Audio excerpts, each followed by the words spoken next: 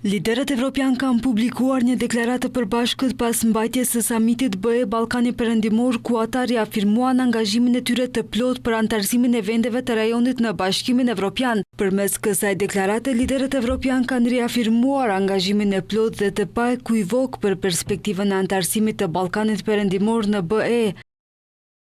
BE mirëpret angazhimin e partnerëve të Ballkanit Perëndimor për të mbrojtur vlerat dhe parimet evropiane në përputhje me të drejtën ndërkombëtare, primatin e demokracisë, të drejtave themelore dhe sundimin e ligjit, dhe pret që ata ta demonstrojnë këtë si me fjalë ashtu edhe me veprime, duke marrë përgjegjësi dhe duke zbatuar reformat e nevojshme, veçanërisht në fushën e parimeve themelore.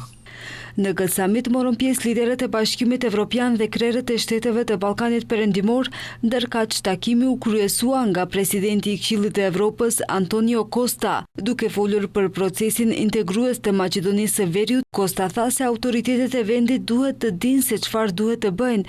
Ai theksoi se përpos detajeve teknike të procesit, ekziston një zgjidhje fundamentale politike që duhet të bëhet, zgjidhje mes mbetjes së robëruar në të kaluarën ose ecjes përpara drejt një të ardhmeje të përbashkët në Bashkimin Evropian, duke aluduar këtu në kontestet historike të popullit Maqedonas me Bullgarinë.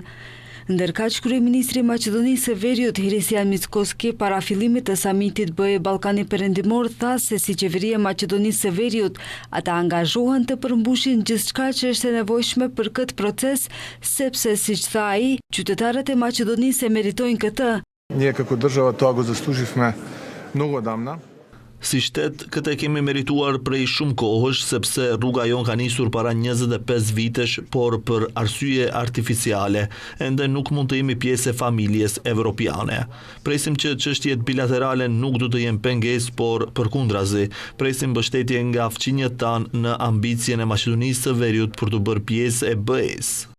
Nga ana tjetër, kryeministri në largim i Bullgarisë Rosen Zheljaskov tha se nuk kanë çështje bilaterale të pazgjidhura me Shkupin dhe nuk janë të përfshirë në asnjë lloj mosmarrëveshje me Maqedoninë e Veriut lidhur me çështje që kanë të bëjnë me të ashtu quajturin kompromis të korrikut 2022. Моето виждане е колкото се може по-скоро. Ky është një qëndrim panevropian. Qëndrimi ynë si vend antar është se çdo vend kandidat për antarësim në Bashkimin Evropian mbi bazën e meritave të veta duhet të vlerësohet për përparimin e tij nga vetë bashkimi dhe jo nga një shtet antar i veçantë. Kujtojmë se si pjesë e propozimit francez të miratuar nga Kuvendi i Maqedonisë në vitin 2022, vendi duhet të futë në kushtetut pakicën bullgare në mënyrë që të hap kapitujt e negociatave.